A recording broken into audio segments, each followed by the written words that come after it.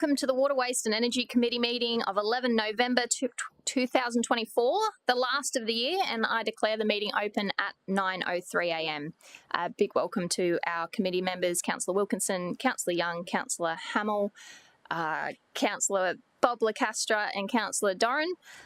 Councillor Patterson has advised she will be joining us. She'll be approximately 10 minutes late, and I understand, Councillor Lacastra, you have a conflict that you may need to leave for at some stage at the start of the meeting? No problem. Thank you. A reminder to councillors that today's meeting is being live streamed and recorded, and we of course welcome all those that are joining us from home. So commencing with item 1, attendance and apologies. There are none. Item 2, leave of absence. There are no requested leaves of absence. Item 3, confirmation of minutes. So minutes of the 848 meeting held on the 15th of October 2024 are to be confirmed. Do I have a mover for the motion? Thank you, Councillor Wilkinson. Seconded by... Oh, it's going to lapse for one of the seconder. Councillor Young, thank you. All those in favour? And that is carried. Moving on to item 4, conflict of interest declarations. Do I have any conflict of interest declarations for any of the items on today's agenda? No? Excellent. Tearing through. Item 5, the committee forward planning schedule. Now, we have had a few changes to the forward planning schedule that I'd like to bring to councillors' attention. Firstly, the Waste Recycling Network Plan has been moved from December to January, as has the Local Government Infrastructure Designation for Advanced Resource Recovery Centre. And as a result of discussion at last committee meeting, the update on curbside collection options has been widened to include options to expand that program to more residents. Are there any other questions on the forward planning schedule? Councillor Wilkinson? Thank you, Chair. I just wanted to raise, in relation to electric vehicles, I know that there was a document that was sent around to councillors some months ago, just in relation to the future of what EV charging stations at the city might look like. In that term, I think in the paper from memory, it did say that it would be coming to the Water, Waste and Energy Committee agenda for today, for the 850. I haven't seen it on there, but I just wanted to clarify what the possible direction for that might be, given that it's not on here, but I'm also not certain if this is the appropriate committee perhaps for it to be going to. So can I just get some clarity on that perhaps?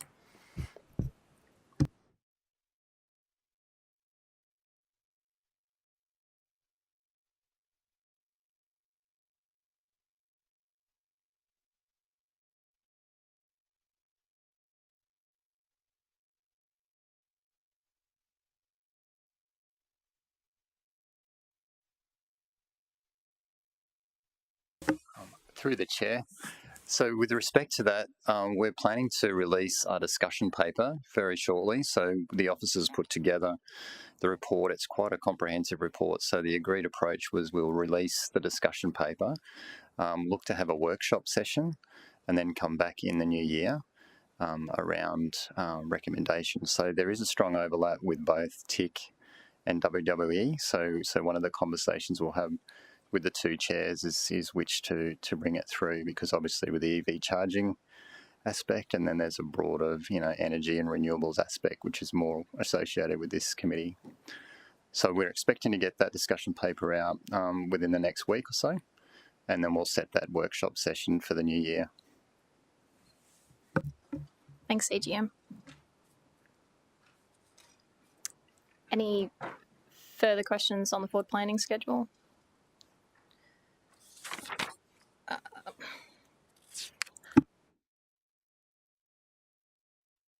Okay. Do I have a mover for the forward planning schedule? Thanks, Councillor Doran and Councillor Wilkinson. All those in favour? And that recommendation is carried.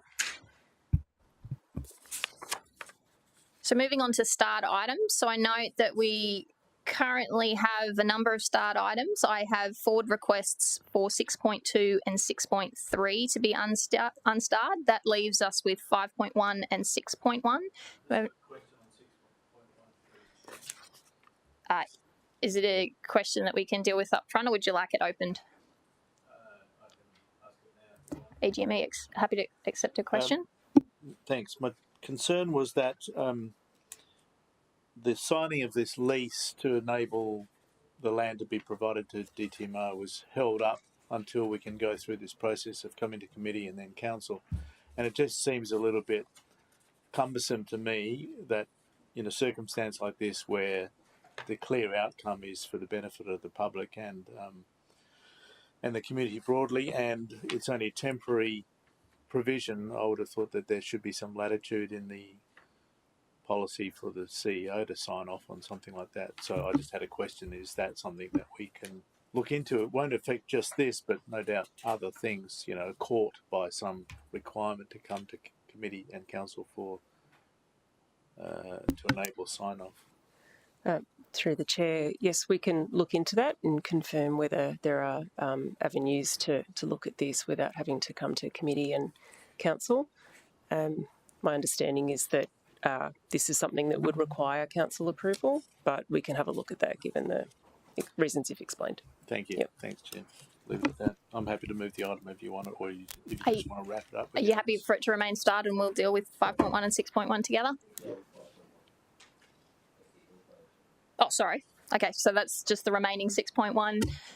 Mover for that item is Councillor Young. Can I have a seconder? Councillor Hamill. All in favour? And that is carried. Okay, moving on to item 6, reports and presentations. And we will be commencing with item 6.2.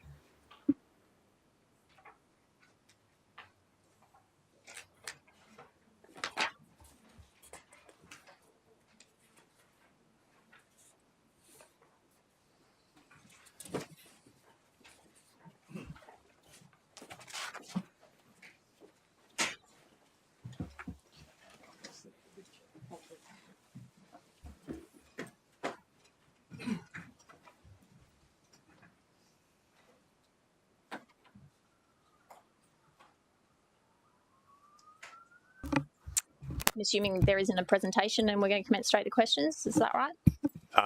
Yes, that's correct. Questions from the floor. Councillor Hamill.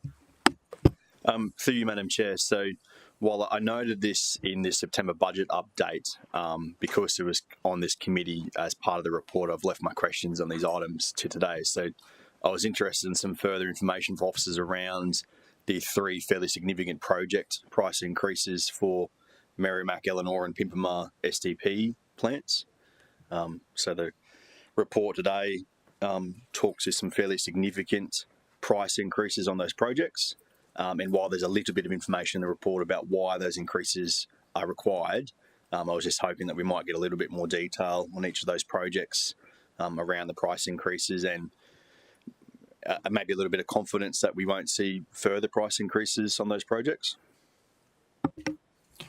Yeah, through the chair. I suppose to answer that, Councillor Hamill, I think the best thing to do then would be for us to actually bring you a presentation or bring a report back to the next WWE meeting showing exactly what's happened on all of those projects. You know, I don't have a lot of information with me other than what's in the report today, so we could easily bring a presentation back that shows what is the a lot of it's been scope increase as well as construction cost increase, but actually talking through each of those changes for each of those sites. Madam Chair, if you're happy, so while I'm happy with that, and then maybe that presentation can wrap up the other projects as well, because now that's 3 of 6 or 7 STP projects at the moment. Personally, I don't have a problem with that. I would note, but that obviously that's after the next full council meeting, so then the budget increases are all locked in. Then it's not about me attempting to do anything there. So I'm personally happy with that. If there could be a report to the next WWE committee that provides an update on all the STP projects, because there are some that have gone down in price or scope has changed. So it is a case of both. But you know, we are talking about across those 3 projects about $100 million increase across the 3. I think a little bit more detail around what scope has changed, what contract variations are involved, what latent ground conditions I think is a problem at one of them have contributed to that, just for a little bit more information. With that, I think it'd probably be responsible to include that as an amendment to the current recommendation to ensure it's tied into this particular item. Are you happy to move the amended item that includes a recommendation for a WDE STP projects update? to a future Yeah, I would be, Madam Chair, yes. Or couldn't we just get an email before council? So, through you, Chair, to Councillor Young, personally, I think a proper report to committee looking at all the STP projects wouldn't be a bad thing because there is movement happening on all of them. But if you wanted some detail on those 3 projects before full council, maybe there could be an interim update to councillors before full council, then a proper committee report in the new year might be the right balance. At least they need to make Through you, Madam Chair, to EGM and Mark, is that something that's achievable, an interim update on those 3 Through the before chair, full council? we can certainly provide that. Yeah. But yeah, I still think a more holistic report over all the STP projects coming back would be a good thing.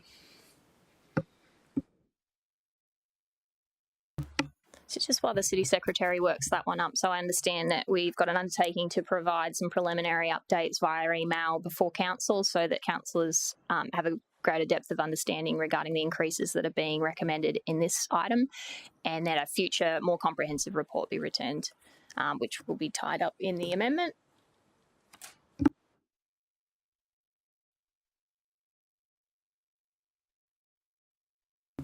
Is there any further questions while we're working on that one?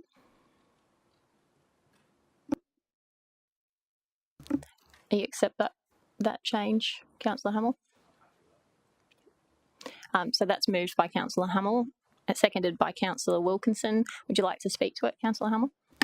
Madam Chair, just very quickly to say, I want to make it very clear on public record that I'm not suggesting that the price increase isn't justified. Quite the opposite, actually. I think it's just the reality of these projects are big and complex. They're in complex sites with water tables and other issues and geotechnical issues that, cost will increase. Us as a committee and council seeing some further detail around that is a good thing. And finally, this is 3 projects I called out, the Eleanor, Merrimack and Pimpamar. There are details on several other STP projects in there as well that we are investing hundreds and hundreds of millions of ratepayer funds into these projects. It's not the sexy stuff of council by any stretch, but it's the critical stuff. It's our sewage treatment plant network. So I think us as a committee understanding more about those projects and there being more information available that can be then disseminated to the public to point out that we do actually make massive investments in these critical assets is only a good thing. Excellent. Would anybody like the opportunity to speak against the change recommendation? No? And I'll take that as your close, Councillor Hamel. All those in favour? And that recommendation is carried. Moving on to item 6.2. Thanks, AGM. Correction 6.3.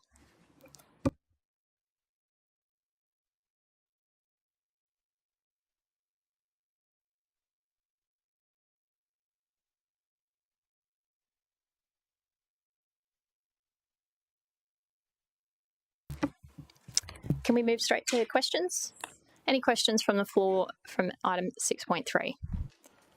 If there's none from the floor, I will tender some that were provided to me by Councillor Gates, who unfortunately wasn't able to attend today in person. So first of all, she has some questions regarding the fleet and plant forecast, being above forecast, which I understand may be more comprehensively addressed in a later item. Is that correct? Through the chair, that's correct. The nub of that overrun really is related to our resource recovery services contract and the movement of the fleet and plant across to our partners Veolia. So effectively we are getting services from cities, fleet and plant. And again, while that's a cost to the waste commercialised business unit, it's revenue to the fleet and plant team in council, so that money is actually staying within the city. But if we could probably unpack that to a little bit more, if that's okay, in item 7.1 related to that transfer of fleet and plant. Thanks, Chris. And just expanding on that inter-directorate charging, it was Councillor Gates' understanding that we'd moved away from that in other sections, but an understanding that the waste and water businesses were somehow different. Would you be able to elaborate on that?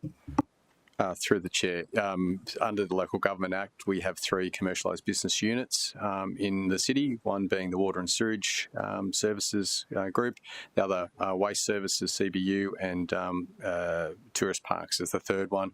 Those, under the Act, those businesses are commercially or financially ring-fenced, so and they need to be full cost pricing and sustainable. So in terms of the services that the city provide to those commercialised business unit, that is actually accounted for.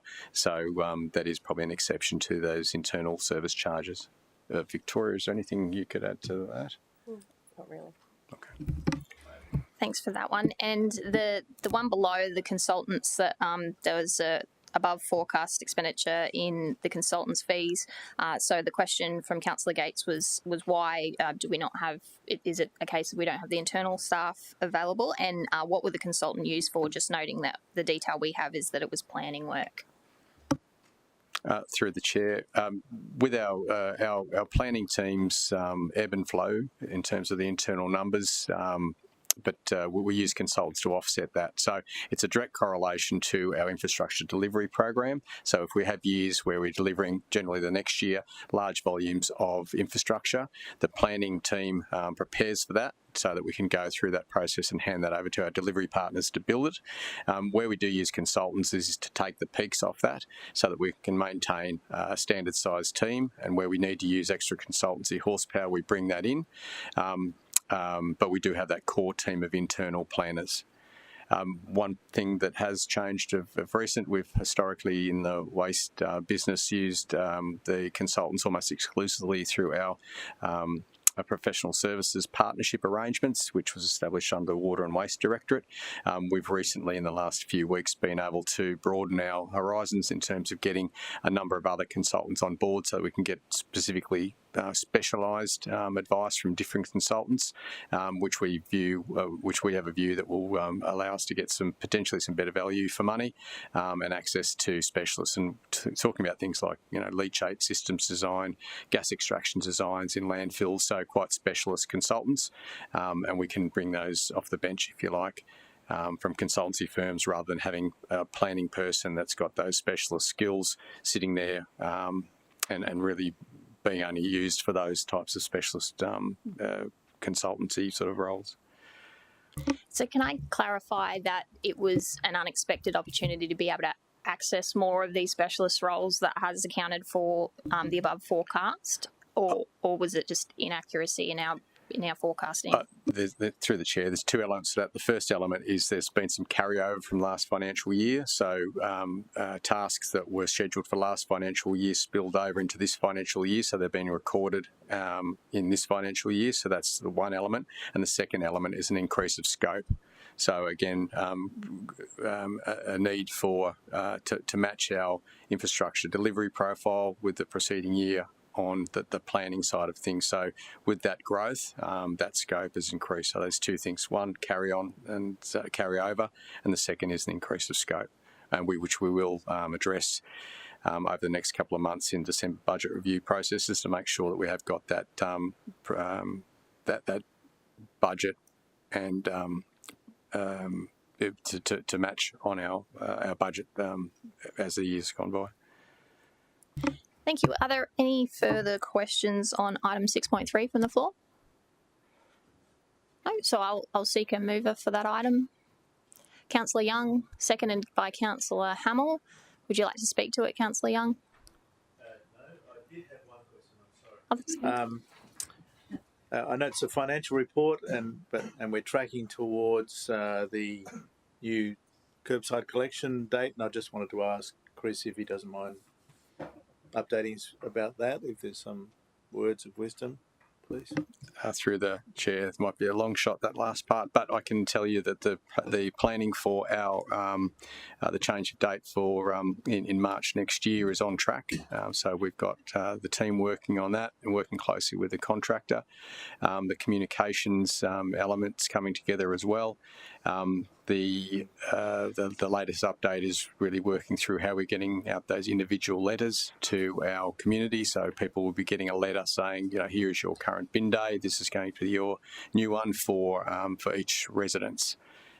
So we are on track. with that. And I'm not sure if councillors have had much feedback in terms of the community for that change, but I also have, as requested by Councillor Young, when we presented that item, we've distributed that tool so that if people are approaching your offices in the meantime before the communications campaign kicks off in late January, early February, that if someone approaches you and says, I live at this address, what's my new bin day going to be after the 17th of March next year, that tool, your office staff can just type the address in and the current routine and the new routine will pop out. So trust that you've got that safely, and if you need any more information on how to use that, my team's available, and that email has the contact detail of Tony Lee, the officer.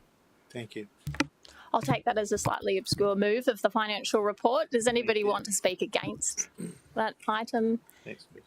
No, and we'll take that as closed. All those in favour? And that recommendation is carried. Moving on to item 6.4, towards zero waste plan. Madam Chair, I'd like to introduce this item, if I may. Introducing the team as well to come and present on this item. We are very proud to present the Toward Zero Waste plan for your consideration today. This is based on some very positive and extensive public consultation. We had an incredible number of people participate in the consultation to inform this plan, and this is very much about tracking towards the vision of the Advanced Resource Recovery Centre as well. Over to Christy, thanks. Good morning, Madam Chair, councillors. To give you a bit of background on this one, the Solid Waste Strategy 2024, which most of you will be familiar with, comes to end of life this year. The City is legislatively required under the Waste Reduction and Recycling Act to maintain a waste management plan. That plan has to detail a range of things, including infrastructure, ways to achieve state government targets, and be out for consultation for community members and business members alike for a certain period of time. The plan is also a key way for us to actually outline to the community how we're going to work with them to achieve critical things like reducing waste to landfill and increasing resource recovery. In order to develop the plan, we not only undertook internal industry consultation and analysis, we also went out to the community. We were in market for almost a month through GC Have Your Say platform, and we received 4,644 responses, which this year has been the second largest consultation that the City has undertaken. Based on the feedback from the community and what the internal analysis showed, we have developed a 3-year plan called the Towards Zero Waste Plan. Rather than moving towards a longer-term strategy, 10 years or more, we weren't seeking to tie council to something that industry would create significant changes to and that would become undeliverable effectively. When we look at the results from the 2024 community consultation, about half the questions were effectively a mirror to the 2021 consultation so that we could benchmark customer and community opinion, sentiments, willingness to change, etc. When we look at the top hitting responses, the top 5 preferences for customers to meet state and city targets were to provide residents and businesses with more recycling options, to divert organics from landfill, to pay less for recycling than landfill, to have a free larger recycling bin, and for more information to be provided to households on how to recycle. What we do note from the consultation is that there has been no significant change to customers' preferences for recycling options since 2021. Their preference remains focused on their household services, so their curbside bins or services that can be provided directly to them, as well as some preference for donation and reselling of items. We also see a continued preference for FOCO and for using out-of-home items like key cups and takeaway containers as a primary contribution to recycling efforts. This is quite mimicked when we look at the new service suggestions. We've seen no significant change since 2021. Again, it's still focused on that household option with increasing curbside recycling options, so what customers can put in their bins, and moving to a FOCO system. When we look at our facilities, WRCs have seen a decline in self-nominated visitation. So that's how frequently customers have stated that they visit our facilities, which is mirrored by the data that we actually see from those facilities. But the reasons for them visiting has maintained, and that is for bulky items and for recycling specific materials you can't put in your curbside bin. The top 3 priorities for new recycling streams at WRCs are soft plastics, polystyrene and mattresses. And 57% of people believe that you should only pay for the waste that you generate.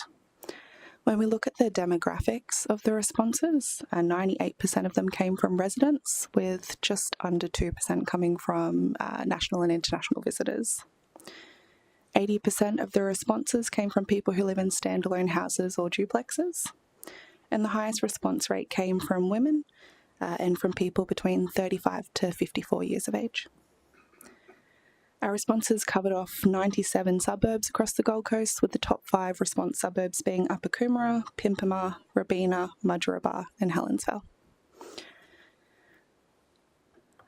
So, taking that into account, as well as our internal analysis, we've developed a purpose statement for the plan, as well as a series of objectives with actions underneath. The plan is very clear in what it will deliver for customers, what they will see, with the purpose statement being empowering the Gold Coast towards a zero waste future.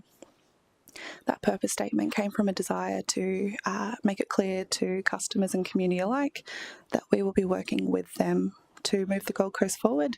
It's not just about what the city undertakes itself. You can see objective there, objective number 1, we work together to reduce waste.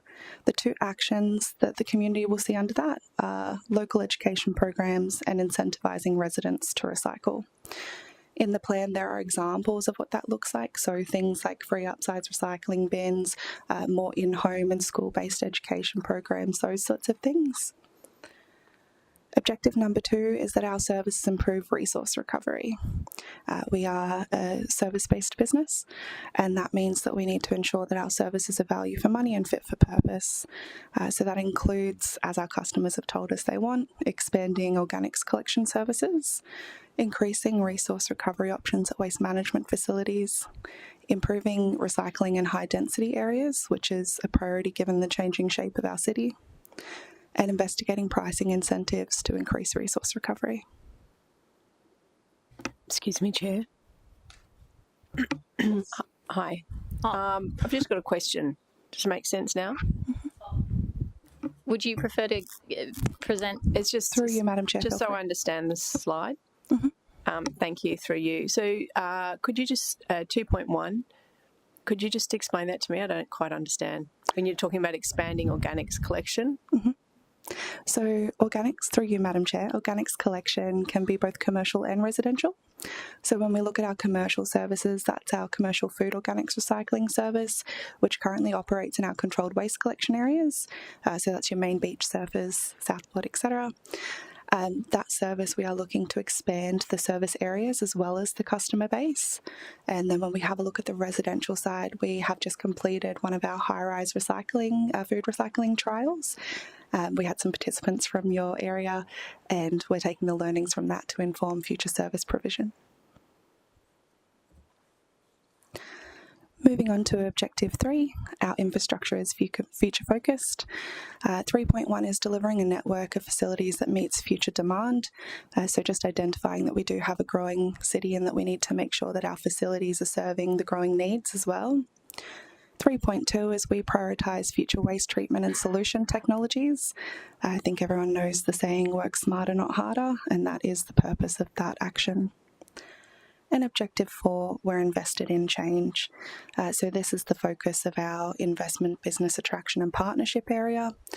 So increasing investment in innovation to avoid waste. The design of our city supports sustainability, which was one of the things that the community consultation showed us was residents are quite passionate in the city advocating for new developments having recycling options. And that we partner for success, so making sure our significant contracts deliver value for money for our customers. I'll just pause here. Any questions? Councillor Wilkinson and then Councillor Young.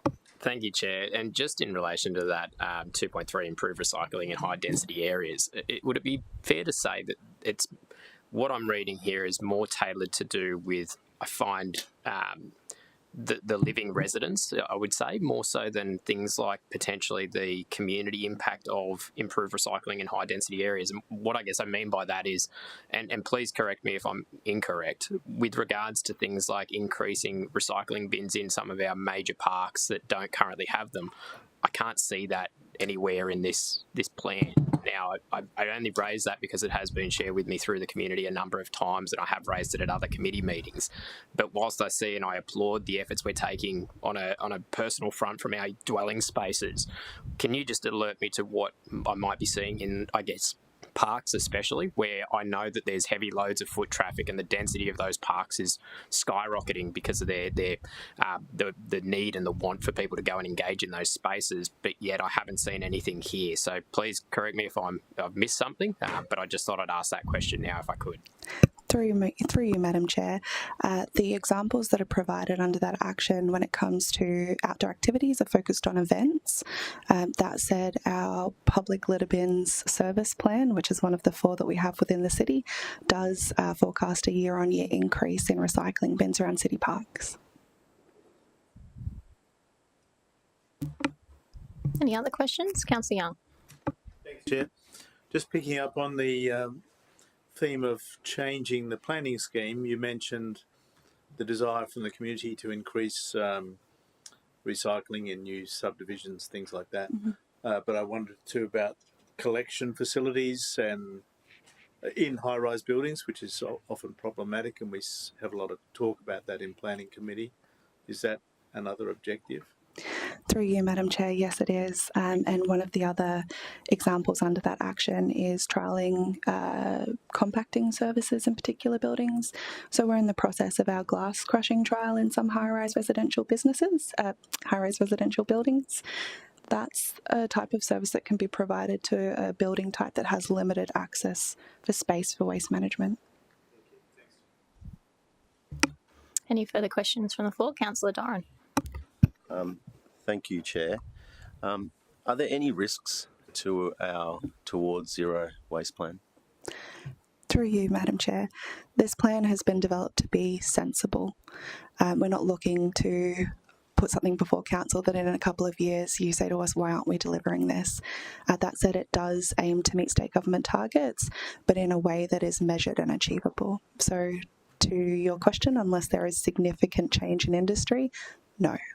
I guess you hit the hot button issue there at the end, and my question relates to risks towards the Towards Zero plan. Could things like changes to the waste recycling network plan impact our ability to get towards zero? Through you, Madam Chair, any changes to our network would be done to achieve, or would be designed to achieve, improved resource recovery. That's part of making sure that our infrastructure is future focused. So with 63%, according to the survey, of users using our WRC saying bulky goods, I suppose the location and availability of WRCs are important to the plan. Is that a fair comment question? Through you, Madam Chair, I would say more important to our customers is their curbside services. So when we look at bulky collection, their first preference is to be able to dispose at home. Waste services are designed to influence one another. As we expand our curbside services, we see contractions in network visitation. And one final question, Chair. So point 3.1 on the slide there talks to deliver a network of facilities that meets future demand. I'm wondering if you can talk to that in relation to the growth that the city is experiencing and how, I know it's, I'm not expecting all of the detail here now, but could you give us an overview as to what that might look like given, 1 million by 2040? Through you, Madam Chair, when we look at our neighbours up the road, Brisbane, they have 4 facilities, I believe. Those facilities are designed to be a large footprint that accommodates a high volume of traffic. That's really the ideal when you look at meeting future demand. If you wanted to dot the Gold Coast with villages of waste and recycling, what you would see is an increase in congestion. By looking at the Brisbane model, what we look at is making sure customers can visit and get through efficiently to go about their weekend. I'm not often considering Brisbane's management to be our gold star, but or our gold standard, mind you. But why is that a better model than what we have now? Through you, Madam Chair, customers look at convenience, and that can look like multiple things. It can look like a curbside service so they don't have to leave their house for that purpose. It can look like not getting stuck in significant queue times at our WRCs, or it can look like accessing smaller bespoke centres near them, taking things to trade zones or repair zones. Waste is a complex industry. So when we look at Brisbane, we don't look at them as a shining star, but we do look at them as an effective waste management facility network. So I guess what you're saying, Chair, is that convenience is different to every user.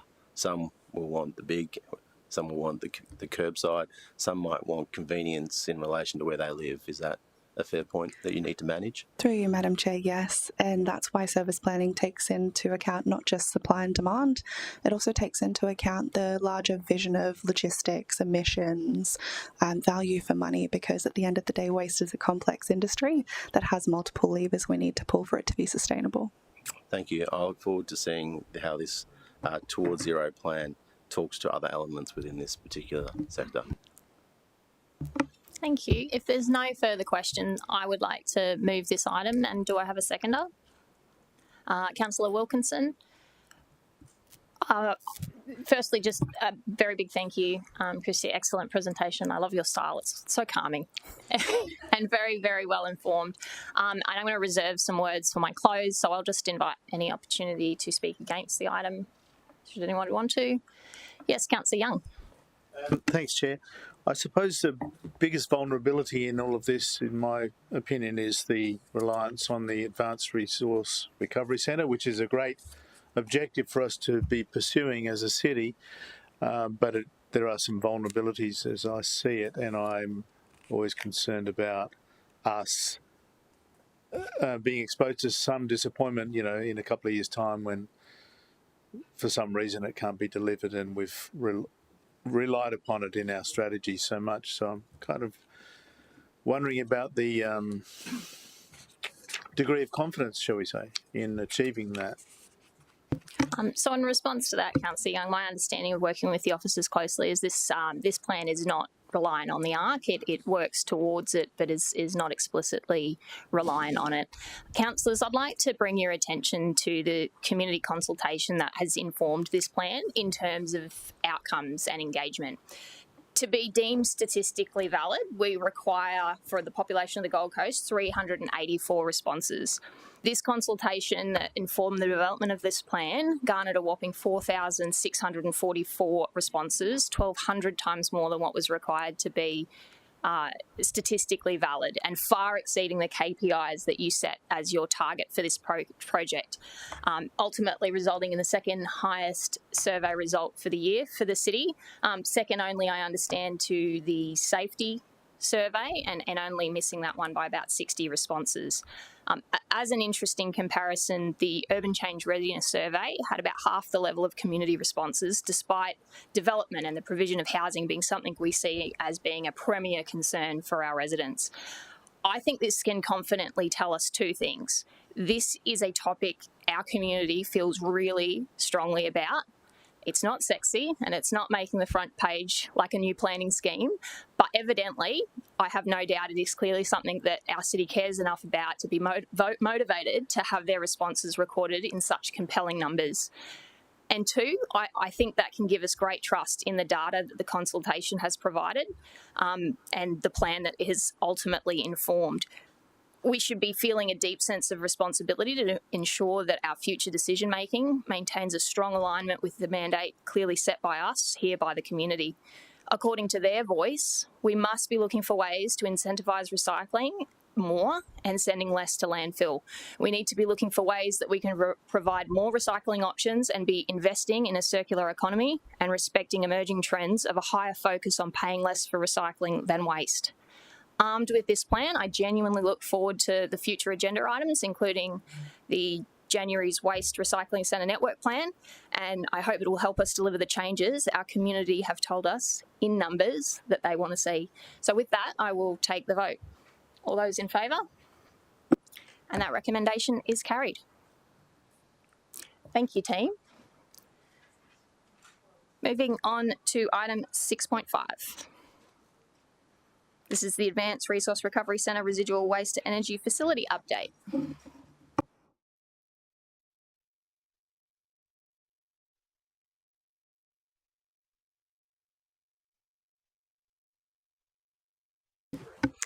Thank you, Madam Chair. Very happy to be providing this significant update on the Advanced Resource Recovery Centre today. We have both Rachel, Grant as well as Kathy here to speak to this item. There's been a significant number of pieces of work that have gone on this year to help us move forward and progress our planning for the ARC, including public consultation, as well as further market engagement, along with many other activities. So over to Grant, who's going to be opening? Just a quick opener through the chair.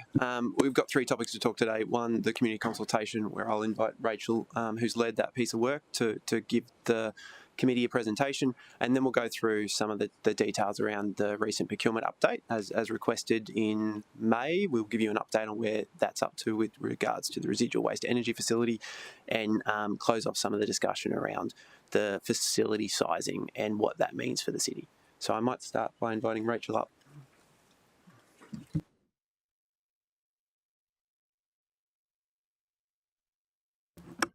Thanks, Grant. Through the chair. Good morning, councillors. I'm delighted to be here this morning to give you an update and presentation on the community engagement work we've conducted for the ARC project over the past 6 or 7 months. Bear with me while I learn how to drive. There are 3 main reasons why we've been undertaking community engagement. I'm the project lead for the project for stakeholder and community engagement, and this piece of work is largely designed for these 3 reasons. The first being that it's a requirement for approvals processes that we demonstrate robust and widespread engagement with our community, in particular to inform a social impact assessment. That piece of work is underway, and the SIA is used to inform an SIE, a social impact evaluation, which is a part of the detailed business case that we will present to Treasury. It's also, we're following the SIA guidelines as determined by the state government, and the energy from waste policy of the state government also requires community engagement. The second reason there, the social licence to operate, that's essentially managing our reputation. That's getting acceptance from the community, for them to have a sense of buy-in, that they've been a part of the project or a part of the journey towards the project, and ultimately permission to proceed. But it is essentially reputation management. The third point there is that it's a city expectation that we do community engagement. I know that's not a new concept to you all. Since the organisation restructure on the 1st of November, a new external stakeholder engagement business unit was established to increase the professional capabilities in that area and to service the rest of the organisation.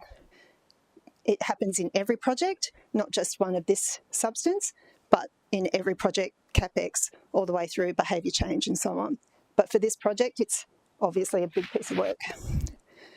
We follow the best practice IAP2 process for engagement, and you'll see there that for the ARC, we're at inform and consult level of engagement with the community.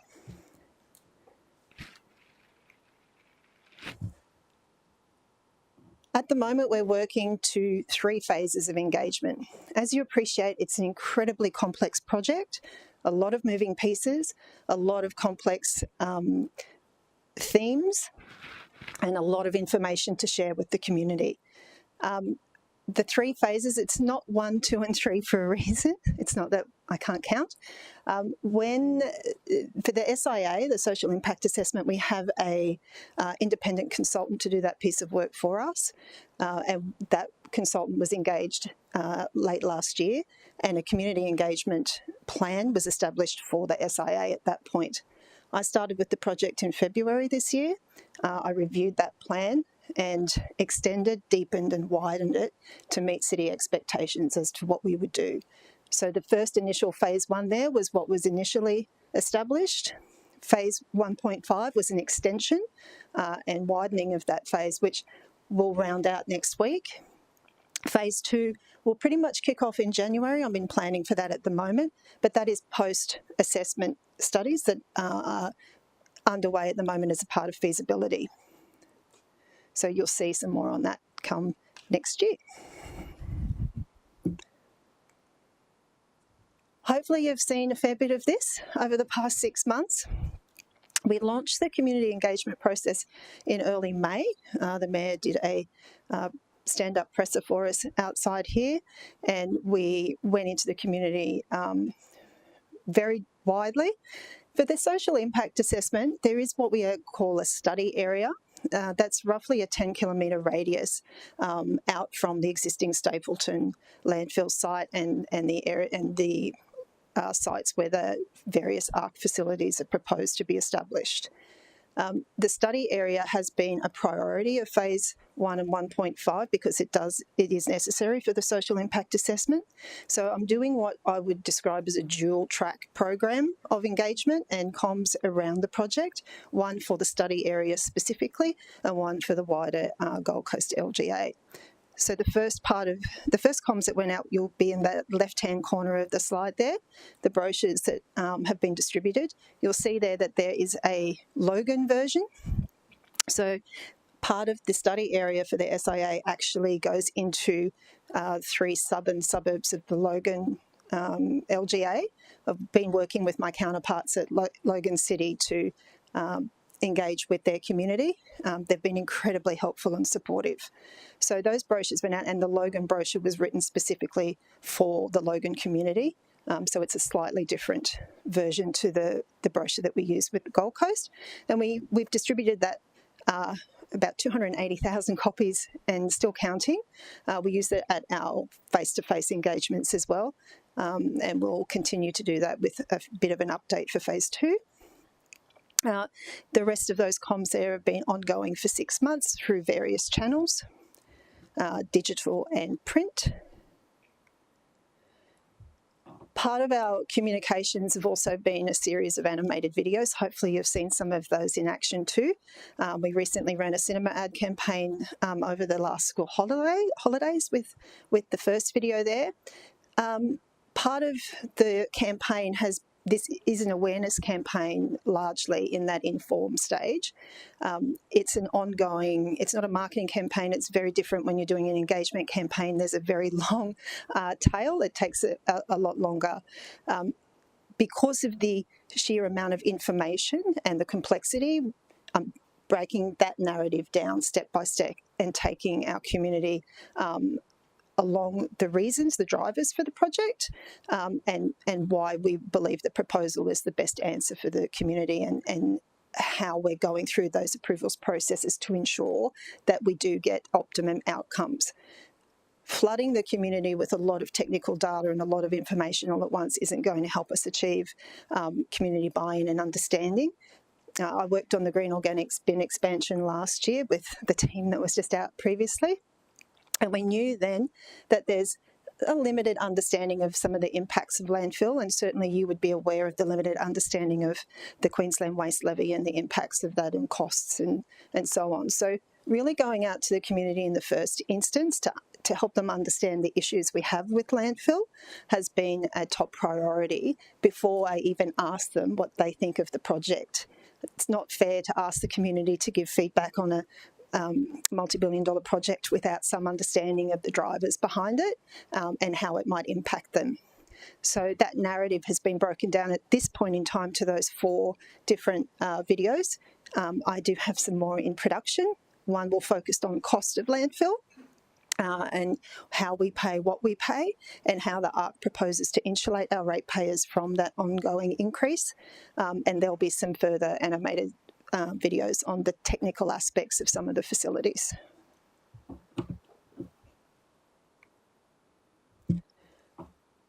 So we've been out and about. I'm very mindful of trying to protect my project team from fatigue. So they do their Monday to Friday job, and then we hit the hustings for a variety of different events.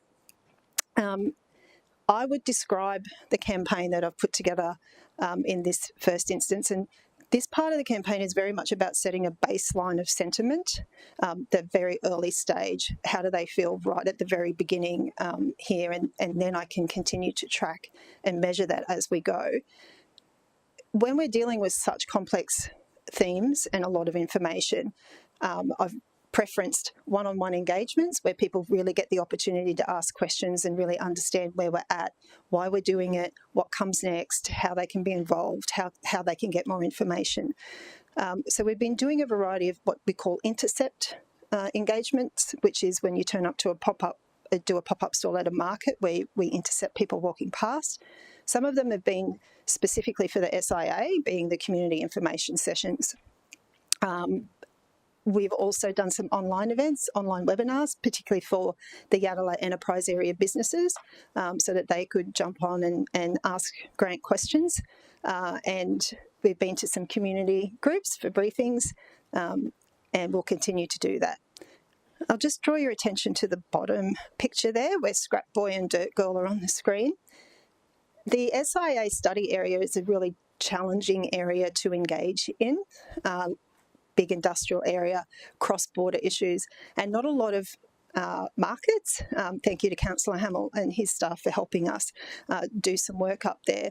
We decided that we would take an event to them, and part of the, I'm going to say vibe, for want of a better word, that I want to create around the ARC is that it's actually in the community for the community, and that it is about families and it's about everyone, it's about businesses, and just try to bring it down to a community level as opposed to being a big technical thing. So I'm going to hopefully, I have a little, I hope this works.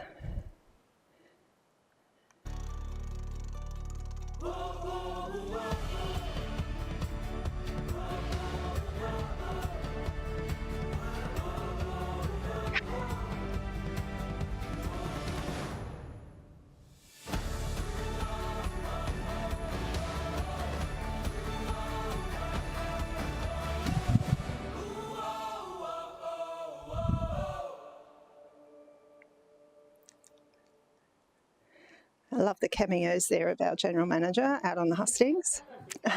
She's the first person up there. Her and Grant do a great job. I'm very grateful for them. I wanted to create a little bit of sense of fun and family around the ARC, particularly for that community up there, because we're working very hard in that study area to understand the communities, any concerns they have, and work with them to make sure that those concerns are understood and mitigated. So that was a really fun day. Dirt Girl and Scrap Boy have been great advocates for us, and we're hoping to do a bit more work with them next year. So fingers crossed, we might be bringing an event into your division. You never know. And we were ably supported with JJ's. I had some great conversations with parents at that truck.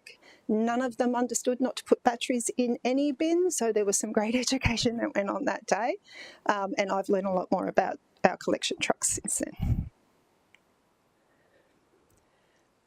So a very quick snapshot there of some of the figures, some of the reach. So as I mentioned, this informed stage, in order to get quality information in the consultation piece, so that I can have some sense of assurance that the people that we speak to have some understanding of the project and the drivers, it has been very much a lot of one-on-one. A lot of the feedback we've had has been following a conversation that they've had with one of us at various opportunities. So I just draw your attention to the potential reach figure of 1.2 million. That's the potential audience reach that we've achieved from our activities in the past 6 months, based on the audience figures of the media that we've appeared in, whether it be legacy media, social media, or paid advertising in various places. I have another statistic to show you the results of that reach coming up. So in the feedback, when we're asking the community how they feel or what their opinion is so far on the project, We are gauging their support for the 8 different facilities. Pleased to say that the feedback has been overwhelmingly positive and supportive. All 8 facilities have strong support from the community, ranging from 83% to 94% for each individual facility. And when I say support, I'm counting that they say, yes, I support, or I somewhat support. It doesn't include unsure. So one of the questions that I ask on that feedback when we're talking to them is, do you think the ARC will be effective at reducing recycling and increasing recycling and reducing landfill? And you'll see that there is strong 89% of the community that we've engaged with say that they do believe. And then the next question I ask is, do they support the city in developing the ARC?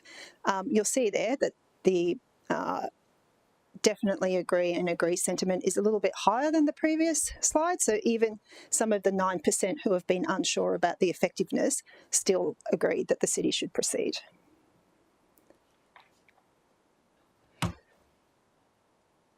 We have done some market research. I've had an independent survey conducted. This is to inform me of a level of awareness and to validate the data that we've collected ourselves and validate those statistics. That first point there, the awareness of the project, it's very high. So that speaks to the engagement activities that we've done over the 6 months, the level of the information and the campaign, the awareness campaign that we've been running over that 6 months. 76% of the study area indicated that they are aware of the ARC project, and they counted their awareness as being very high or moderately high.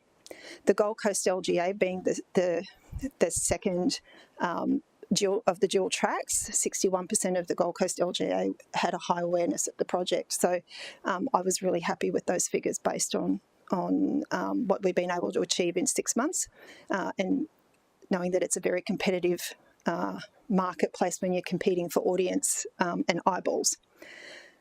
And again, this independent research validated the data that we were seeing from our feedback forms, with a very strong agreement that the ARC would benefit the wider community, that it was a better alternative to landfill. The people who answered this market research, they had seen the first 2 of the animated videos and a brief outline of the project. So I wouldn't say that they were as informed as some of the other people, but a fairly sound understanding of what the project is all about. Now, the 37% there had concerns. That was not unexpected. Pretty much everybody that I actually ask, what are your concerns with the project? So it's not unexpected, and their level of concern was actually low to moderate. And the number one thing that this particular cohort indicated they were concerned about was traffic. I'm sure Councillor Hamill can speak to where the traffic concerns are in that area and knows it very well. So it's an existing issue. It's not specifically an ARC issue, and we will be addressing it as we've got traffic studies due in shortly. So we'll be going back to the community. Pretty much all of the concerns, and I'm going to speak to a couple of that in just the next 2 slides, are things that we will address in phase 2 and go back to the community with information on, because we will have the results of all of the feasibility studies, tech studies that are currently underway. So how does the community feel? How are we going with our social licence? I've put up there a selection of comments that I've pulled from. This is from the feedback submissions that we've received directly. Most of the feedback is overwhelmingly positive, and a lot of the comments are not about the ARC at all. It's actually about what people think that we should be doing about recycling, what they've seen overseas, what they've had access to in another state, or things like that. So they're very engaged, as you've heard from Christy's presentation previously. The community does care very much about recycling. They do want to do better. So they are very interested in and pleased to see the city actually going down that road. Of course, not everybody likes this. And again, not unexpected. The percentage of negative comments is about 2%. And a lot of it is just general anti-council commentary, not ARC specific. Sorry?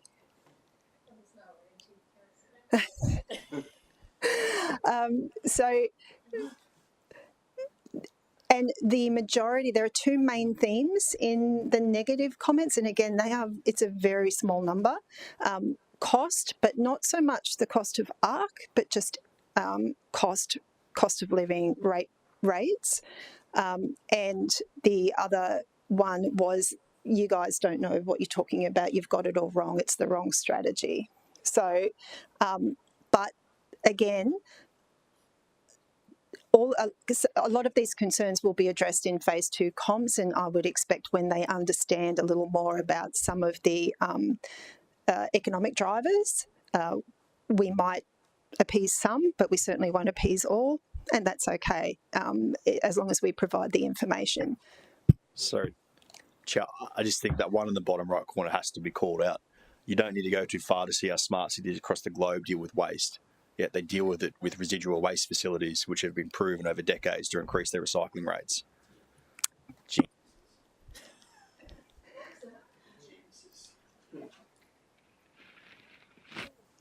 Through the chair, I'll continue. Thanks, Councillor Hamill.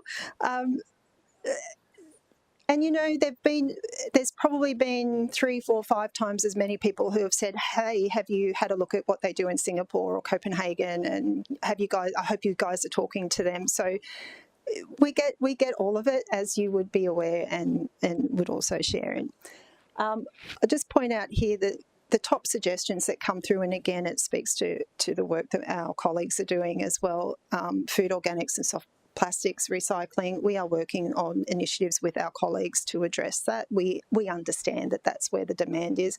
It's also not unexpected that the community also has a focus on that, because that's the kind of waste streams that they deal with every day as they go about their daily business.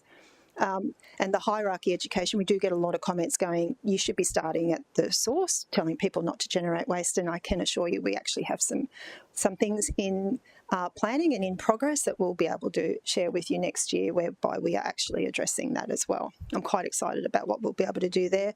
But dealing with the cost implications and the environmental benefits, you'll see that in phase 2.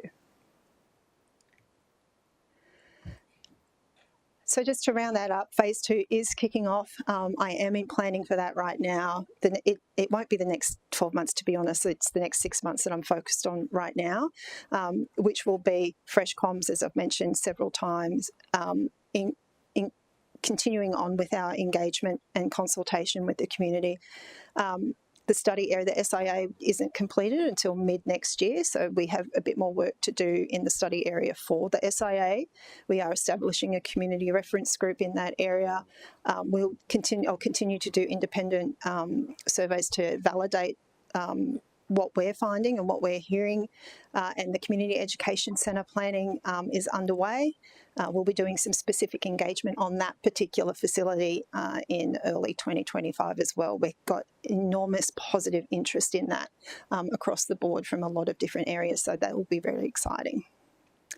So, Chair, that's the presentation. I'm happy to answer questions. Thank you so much. The questions from the floor. Councillor Doran. Thank you, Chair. Thank you for the presentation. I've got some questions around the sentiment and the community endorsement of 83 to 94%. I don't want to diminish the negative feedback that we get. I think that's fair, and we should welcome that. We shouldn't, the community is not subject to the same amount of information that we are, and so I think it's something that we should take seriously. Do you think that the 83 to 94% supportive would be reduced should the community be aware of the cost and the overall cost of the project? And I ask that in the context, Chair, because we undertake have your say surveys on big projects with giving very little detail, and the questions that I tend to see are around the detail that isn't yet provided. So I'm wondering if, in your experience, that number would come down once the cost is known. Through you, Madam Chair. We have been telling people that the expected capital cost is $1.6 billion.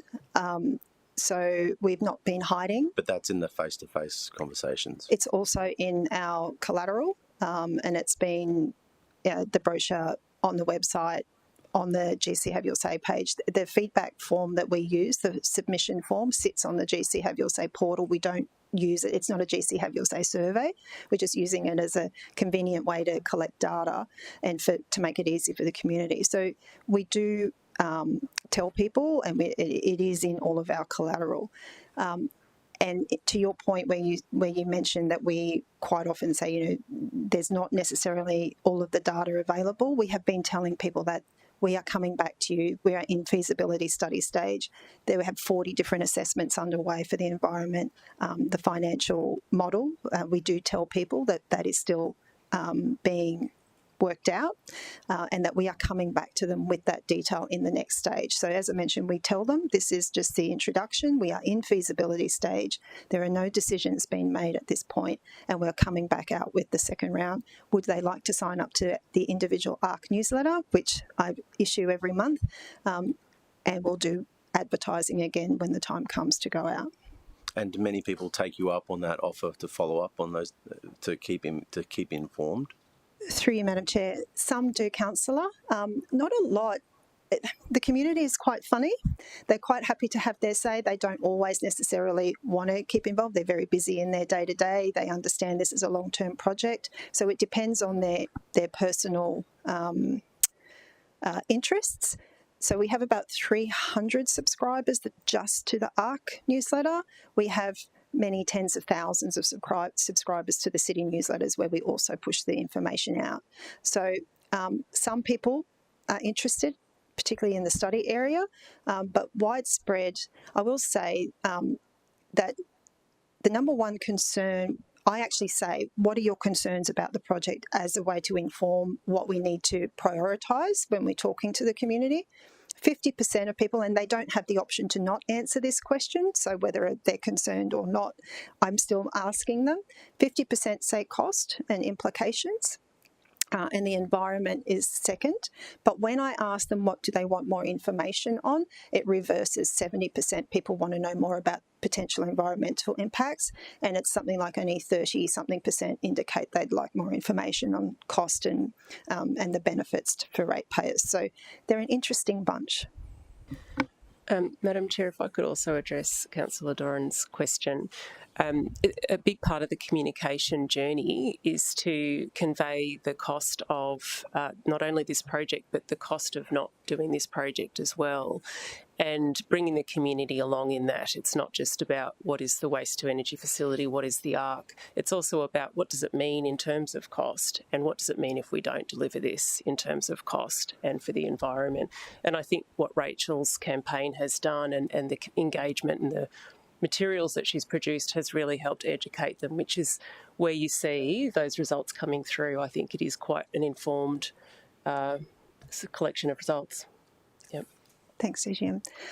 Through you, Madam Chair, Councillor, and again, you'll see cost is the first thing that I'll be going back out to them with in the new year, with an animated video, more information around it. And as Alex just mentioned, actually allowing them to see what it costs us now, how the ARC will insulate us from the only other alternative we have, which is to send landfill outside of the city, which is extremely expensive. So most of our community are pretty pragmatic, and when we present that kind of information to them, they understand that this is an investment in the long-term future, as opposed to a single cost.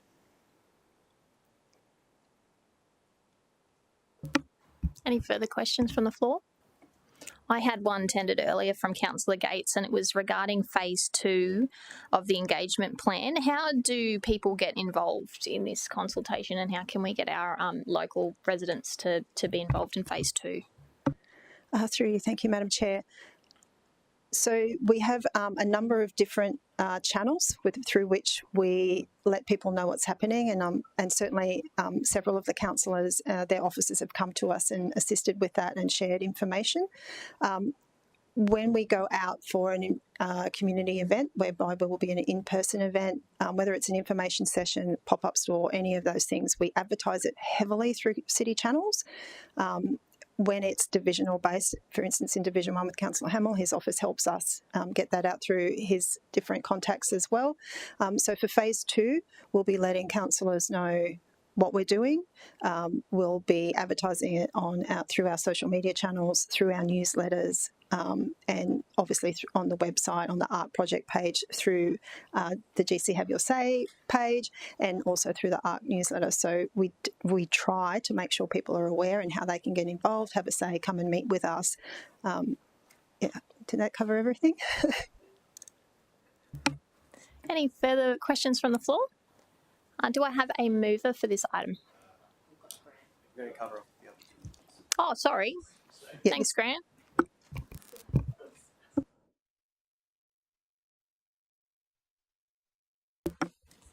Through the chair. So we had 2 other items in this agenda item to cover off. First, covering the scope and timing of the facilities, where we've given you additional information on the likely capacities of the different facilities, an indication of the proportion of the city's contribution to that capacity, and then some timings associated with where our focus has been as the city, and that's been primarily regarding the organics processing facility, the sewage treatment plant, the community education centre, and the residual waste energy facility. Remembering we are delivering 8 facilities, but we've got a finite group of people in there at the moment, so we've kind of targeted those 4 at the moment while we're doing some other planning studies at the back. Just wanted to invite any questions on the agenda item. Any questions? Councillor Doran? Thank you, Chair. So, Grant, I think in a previous briefing, and I'm using words carefully because it just occurred to me that it was a closed meeting. There was some discussion around. No, I might just leave that actually. Councillor Young. Thanks, Chair. I wonder if Grant could speak to the termination of the EOI process. The report mentions there's some concerns about the waste to energy market, but it doesn't really elaborate what those concerns are. Through the chair, absolutely, Councillor Young. So the third item on the list was an update on the procurement of the residual waste energy facility. It is a larger aspect of the project and with a much longer life cycle in terms of when we'll be able to produce it. So it has been one we prioritised earlier, just highlighting the fact that we are delivering 8 facilities, not just the one. I just make sure of that one. The city commenced an expression of interest process in, I want to say July without looking at the notes, maybe it was late May. June, which was intending on being closed prior to Christmas. So it was about a 6-month EOI process. Yeah. In the background to this, a number of things happened in the Australian market. We'd realised it had been a long time since we had spoken to our major proponents. And on the balance of risk and reward after many discussions internally with the executive team, but also with council executives, including our CEO, the decision, and I'd like to say the very adult decision, was to terminate the EOI to enable us to test a number of critical items back with the market. The pool of contractors capable of delivering a facility of this nature in Australia is shallow. I can probably put them on one hand, maybe getting to the second hand with some if, buts and maybes. So we are in a situation where we need to ensure this project is viable for both parties. We have proposed through our significant contracting plan, this would be a collaborative contracting arrangement where the city would balance its risk and reward process. So if we want a zero risk project, this might be 7, 8, 10 billion. If we accept an appropriate level of risk, this is when our dollar figures come in to what our planned numbers are. So what does that incapacity look like? I mean, if you're saying there's only a small number of enterprises that can deliver this, is it which part of the technology they're not capable of? So the project is predominantly made up of 4 parts. The first is a technology provider, so the actual person that provides us the equipment.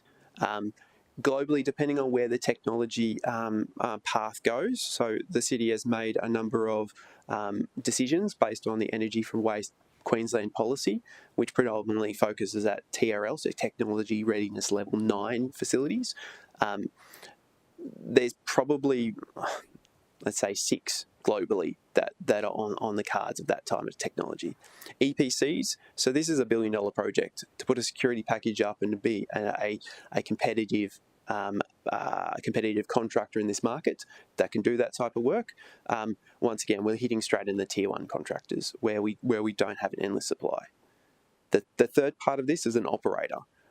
Currently, the existing facilities in Australia is only operated by one firm. I like competition. I've got nothing against that firm, but I want competition when we go through a market. So inviting additional operators into the market, which has involved talking to global companies. We've got a number of meetings this week with global firms to talk about the project, since we've been able to once again engage with the market, is critical. And the fourth is your designer. I've got a design background. I don't want to put any shade on them, but there's more of those around in the market than the other parties. So the idea of only having a couple is I've got to find a group of 4 people, or some corporations do cover both, that will form a consortium for this project. It is a challenging activity. The 2 projects in Western Australia have both had some stumbles through their implementation. There's both, the work over there has been done extraordinarily well by the teams in place. It is a challenging market. It is a challenging asset type. But going back to my EGM's point earlier, when we've done our balance of risk and our planning collectively over the last couple of years, and Kathy Baker was instrumental in this, this is the direction that we see best interests of the city. Councillor Doran. Thank you, Chair. Councillor Young earlier raised some concerns about us putting all our eggs in one basket when we talked about towards zero. Appreciate the explanation you just gave, but when I read that background piece on 5.4, my view reading that without any context was we didn't have anyone submit any or express any interest in the site or in the project. Can you confirm whether that actually is the case or not? Sorry, I missed that Did last. we receive any expressions of interest in before we closed, from the 14th of June to when we closed the EOI? Oh, absolutely. So through the chair, absolutely. So we had 3 months of market engagement in the lead up to developing the strategic contracting plan, which was put to committee in May, because I've needed to have a formal engagement on that. I guess the concern was, had the interest changed between the conversations in May and where we were going to close in December? So we've had 2 weeks of consultation now with the market. The good part of that is that there's incredible interest in the market for the project. We've got a number of strong consortiums that had formed over that period. The other flip side is that we have had good discussions around fine-tuning in particular our contract risk appetite and approach to the market. So each one of the consortiums have something slightly different, and I'm conscious we're in open, so each one of the consortiums have something slightly different.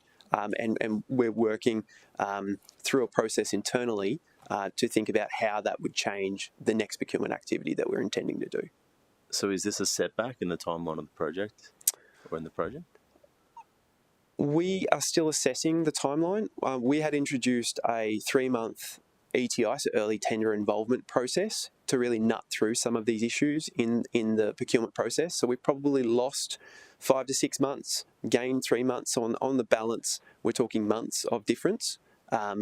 So predominantly, we're focused at having the infrastructure and focused on the residual waste energy facility by December 2031. That may be early 2032. Now, some of those numbers have got significant float. So on construction, we've got about 12 months float in that. And that's from a good planning this far out. I kind of don't want to give up that 12 months at this point.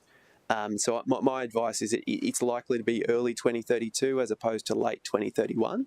But I'm confident that we'll be still around that ballpark. Chair, and just to my final question on this, it says on the report in 5.4 that recent market developments, including the material circumstances affecting the WTE project. So, is that what you outlined earlier to Councillor Young? It's a supplier and the 4 elements that you talked about, or is there something else that's occurred in there that has affected and ultimately led the city to make this difficult decision to terminate the EOI process? Through the chair, there has been a number of major market updates across Australia this year, some slightly before us going out to market and some afterwards. I think on the balance of all of those challenges and items that have popped up, the need to go and engage with those key consortiums and those key partners was evident. Just being conscious, I'm very happy to give an after session briefing. I feel like this particular item that's within this bigger recommendation is actually worth a bit more detail to be provided to us, because reading this as the public could at 5.4 without going to close and without the context that Grant can and can't provide does come across that we're cancelling the EOI maybe for reasons that could impact the project. And I'm in your hands and the AGM's hands as to how to deal with that, but I would request further information about what's occurred here if that's possible. So Councillor Doran, I had separate briefings to flesh out, because I agree there's not a lot of detail that provides the explanation, and I was quite satisfied with the briefings that I received. We could coordinate something similar if that is to the level satisfactory to you. I mean, I'd like that, yes. I understand that we're in open, and there are some commercially sensitive issues that are quite rightly not going to be thrashed out here, but I'd like to get a bit more detail and get some comfort that around what's happened here and what the process is moving forward. And I want to speak for my fellow councillors, but if I don't know that it's just going to be me that has that query. So EGM, could we please organise an invite to all councillors for a one-on-one briefing session or a workshop briefing session that would allow them to get some further detail on the reasoning for the termination of the EOI process? Yes, Madam Chair, we can certainly organise that. And I would also just like to conclude this aspect of the discussion by saying that whilst it does seem a little bit vague in the paper, it is due to sensitive market interactions. However, I am confident that what we are doing here is we're learning from what is going on in the market. We are very tuned in to what is happening, particularly nationally, but also internationally. And as a response, we are adapting so that we can take that information, learn, ensure that we maintain confidence with our project and our procurement processes, and that we can continue to mature our discussions with the market over time. We do have a plan to go back to market mid-next year, and I'm confident that we'll be in a even more stronger and more informed position at that point in time. Any further questions from the floor? Okay, sorry for jumping the gun earlier before you, Grant. I will take a mover now, though, if I have one. Thanks, Councillor Hamill. Seconded by Councillor Young. Would you like to speak to it, Councillor Hamill? I would, please, Madam Chair. So thank you for the presentation today. It was really interesting to see I was a part of a few of the community sessions, and definitely had a lot of people who participated in the surveys or came to the community sessions that reached out to me to have a discussion about the project outside of that. Obviously, being the divisional councillor where this project is proposed, making sure my residential community and my industrial community understand the project and understand where the city's taking this is critical. And could I just compliment, I think, the exceptional level of engagement and work that's been done in that space so far. And I think what we're starting to see in terms of some of the data and results and what people are saying back, both positive and negative, shows that we're doing it the right way, because we wouldn't be getting those kind of negative responses unless we were truly engaging the right way. Chair, it's been interesting. I think this comment's been made a few times today. It's not sexy, but it's critical. Management of this city's waste is one of our critical core business responsibilities. It's one of the few things that we do as a council that is specifically legislated by the state to ensure that it has the focus that it should have. I think that's reflected in terms of the community responses that our ratepayers expect us to be dealing with their waste. What I did find interesting today, Bud, is that I think if we reflect back on 6.4, which was the Towards Zero Waste Plan, and some of the community survey results from that, what's clear to me is that our community's understanding of the size, the complexity and the cost of waste management is pretty limited. residents tend to focus on their house, their family. They're focusing on their yellow top recycling bin. They're focusing on what items they may need to take to a waste and recycling centre.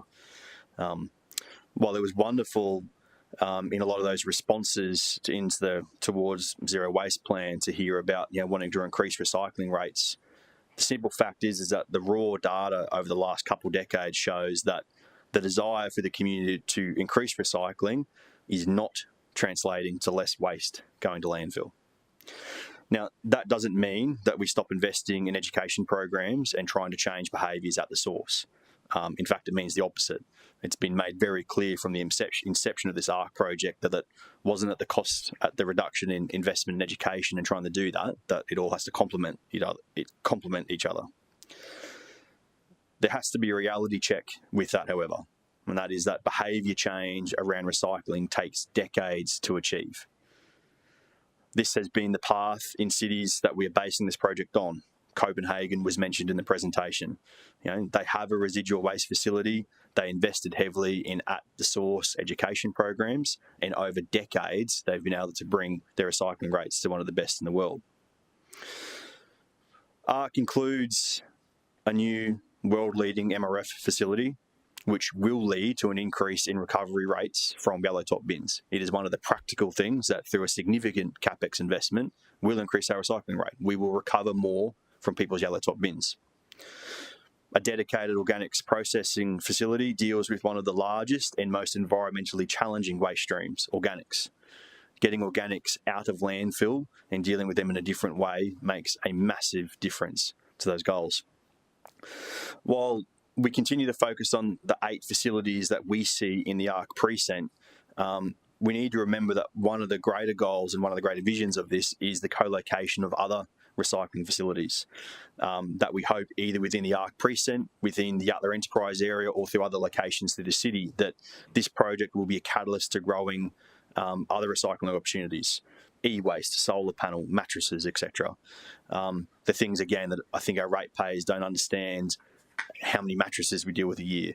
They don't understand that while they're all going to put solar panels on their roof, we don't have any facility to recycle most of those solar panels when they come to end of life. These are big challenges coming in the city's future that are beyond just the red and yellow top bin.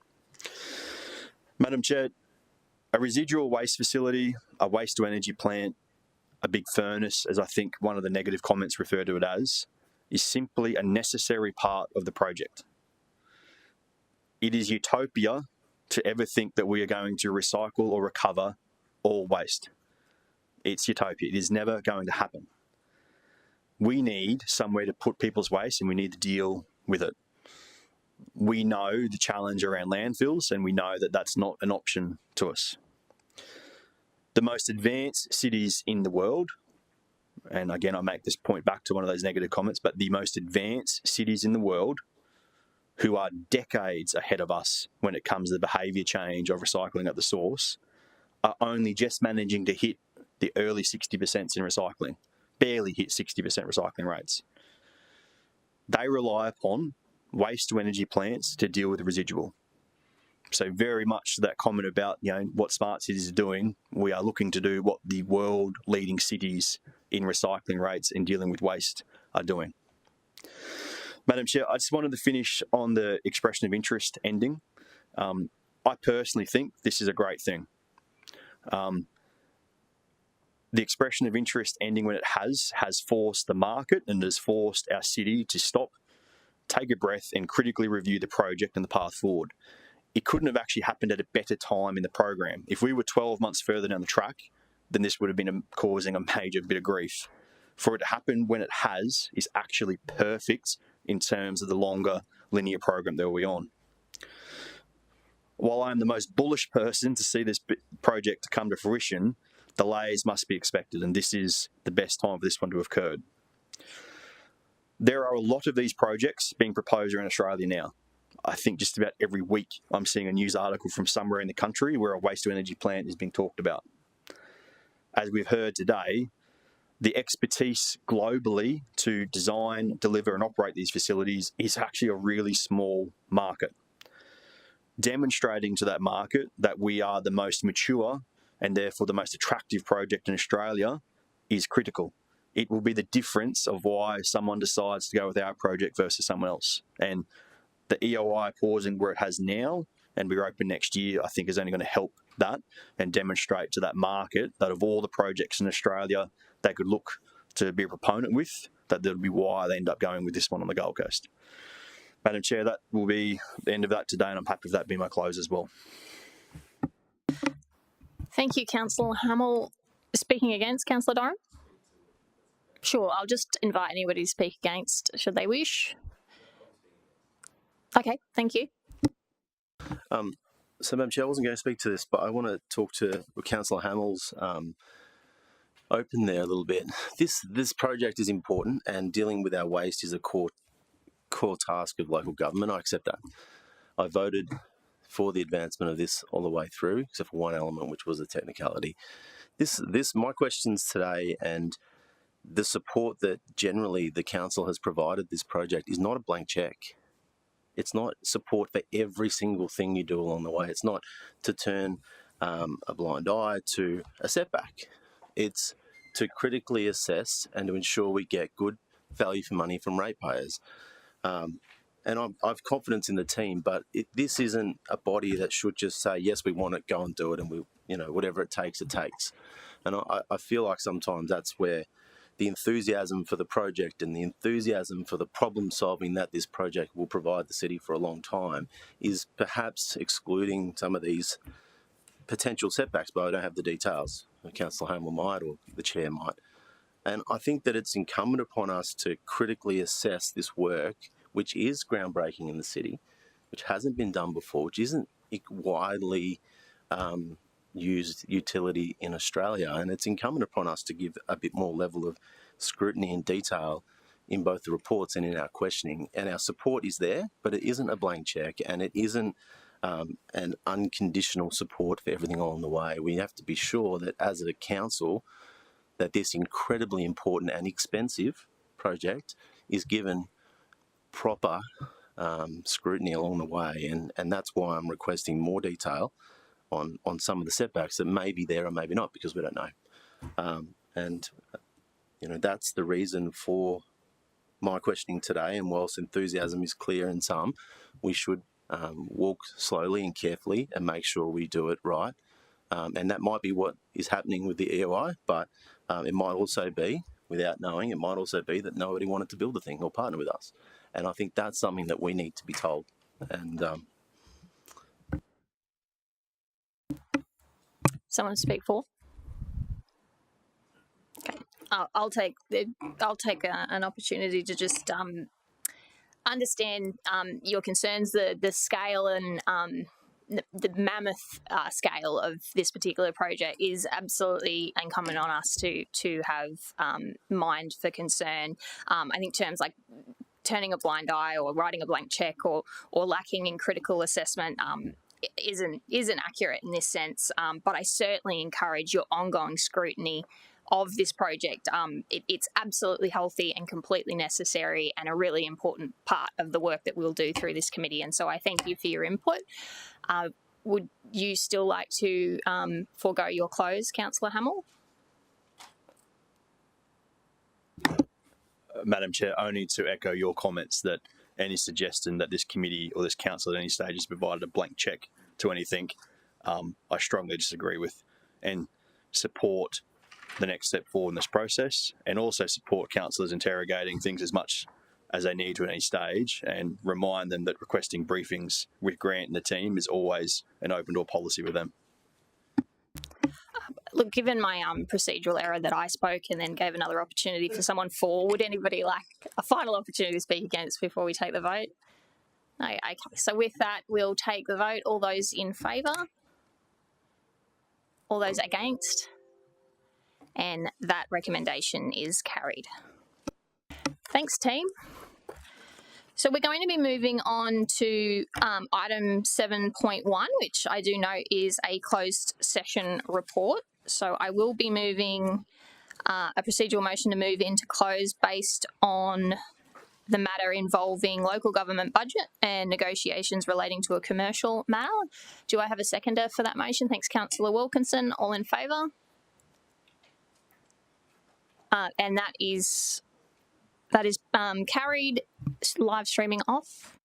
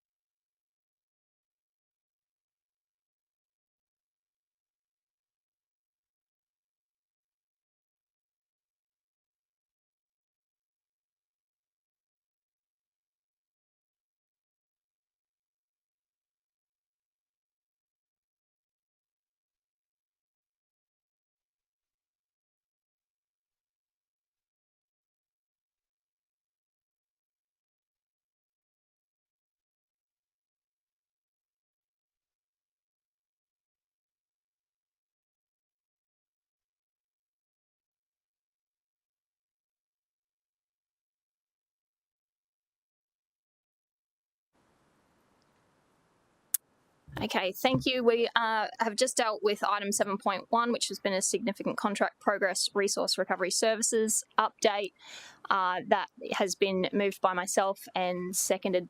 Was it Councillor Young? Seconded by Councillor Young. Noting the report was enclosed, we're constrained in what I can say here, but I will say that to the community, you can have confidence that the City and this committee share a high level of expectation when it comes to the delivery of our service contracts, and we will continue to closely monitor and track performance, particularly in those areas of great strategic importance to the City. So with that, I will take the vote. All those in favour? And that recommendation is carried. So that is the end of presentations this morning. I just wanted to take an opportunity to acknowledge that each of the items today that was accompanied by a presentation, the presentation was included in our agenda, and as councillors, we're very grateful for that occurring, and I understand that logistically it can be quite tricky because you have to have them prepared so early and in advance before committee, so many thanks for your support with that. Moving on to item 8, general business. So I'm not aware of any items of general business unless any have arisen as part of today's discussions. No, excellent. Well, noting that this is the last committee meeting of the year, I'd just like to extend my deepest gratitude for our very hardworking EGMs, general managers and city officers. Coming into this role, I've certainly been blown away by the passion and dedication of all of our city officers across the water and waste businesses, and I'm very excited to be working with you into the remainder of this term, and of course to our Chamber support and City Secretary team, without which we wouldn't be able to do what we do in this room, so thank you very much and wishing you all a Merry Christmas. And with that, I will close the meeting at 11:22.